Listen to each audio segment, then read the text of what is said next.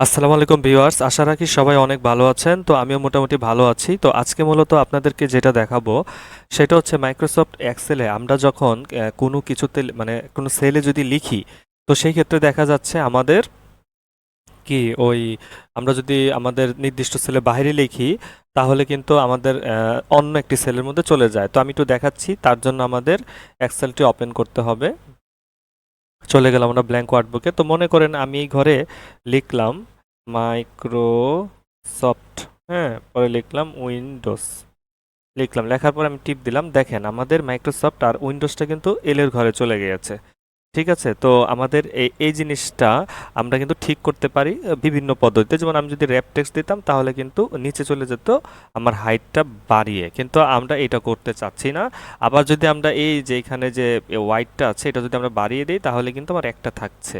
কিন্তু এরকম করতে হবে বিষয়টা যে আমি যদি মাইক্রোসফট উইন্ডোজটা লিখি, তো লেখার পরে অটোমেটিক্যালি জানি এটা ফিট করে নেয়।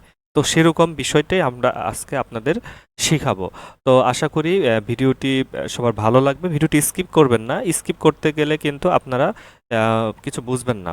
তো আমি ফার্স্টে যে কাজটা করব এটা ঠিক করার জন্য, এই প্রবলেমটা দূর করার জন্য আমি এখান থেকে যেমন আমার এটা শিট 1, তো শিট 1 এ রাইট ক্লিক করে আমরা ভিউ কোডে যাব। তো ভিউ কোডে গেলে দেখেন আমাদের একটি বক্স এসেছে। তো এই জায়গায় দেখেন বুক 1 শিট 1 কোডে এই জায়গায় জেনারেল মোড, এই জেনারেল মোড থেকে আমরা ওয়ার্কশিট মোডে চলে যাব। তো এইখানে আমাদের যে জিনিসটা লিখতে হবে, তো সেটা হচ্ছে আমরা এখানে লিখব হচ্ছে cells, SELLS, cells, cells dot dot দেওয়ার পরে দেখেন আমাদের এখানে অনেক অপশন আসছে। এখানে আমরা লিখব ইনটায়ার, দেখেন ইএনটি লেখার সাথে সাথে ইন্টার কলাম আসছে। ইন্টার কলামে আমরা ক্লিক করব। ইন্টার কলামে ক্লিক করার পরে আমরা আবার ডট দিব। ডট দেওয়ার পরে আমি দিব অটো, অটো লিখব। হ্যাঁ, এই দেখেন আমাদের অটোফিট নামে একটি অপশন এখানে আছে। তো অটোফিট আমরা ক্লিক করব। তো আমাদের কাজ কিন্তু মোটামুটি শেষ। তো এতটুকু লেখার পরে আমরা আবার এই যে এখানে যে আমাদের ভিউ মাইক্রোসফট এক্সেল আছে এই জায়গাটায় চলে যাব। তো এই জায়গাটা চলে এখন দেখেন আপনি যদি এই জায়গায় লেখেন মাইক্রোসফট, হ্যাঁ, উইন্ডোজ, উইন্ডোজ, তো এটা লেখার পরে বাইরে ক্লিক করেন, দেখেন সে কিন্তু অটোমেটিকলি ফিট করে নিয়েছে। আমাদের কিন্তু আর এটা টান দিয়ে নিয়ে যেতে হয় নাই। তো আপনি যদি এইখানে লেখেন, মনে করেন লিখলেন এসএল নং,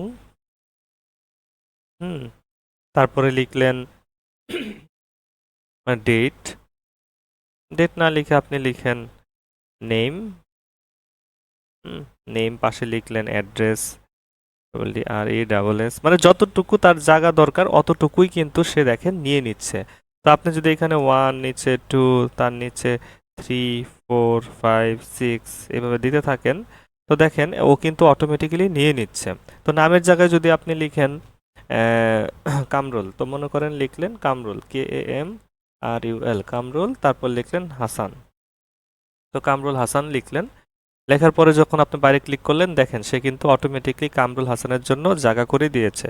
তো অ্যাড্রেস যদি লেখেন যে নারায়ণগঞ্জ, নারায়ণগঞ্জ, নারায়ণগঞ্জ লিখলেন, দেখেন নারায়ণগঞ্জের জন্য কিন্তু সে পুরাটা নিয়ে নিচ্ছে। এইগুলোকে আপনারা একটা মাঝামাঝি নিয়ে যান এবং এখান থেকে আপনারা যদি একটা অল বর্ডার করে নেন, দেখেন আমাদের কিন্তু কত সুন্দর একটা বক্স তৈরি হয়ে গিয়েছে। এবং এই জায়গাটায় মজার বিষয় হচ্ছে যে যদি আপনি লিখেন মাইমিনসিং, মাইমেনসিং, মাইমেনসিং লিখলেন, মাইমেনসিং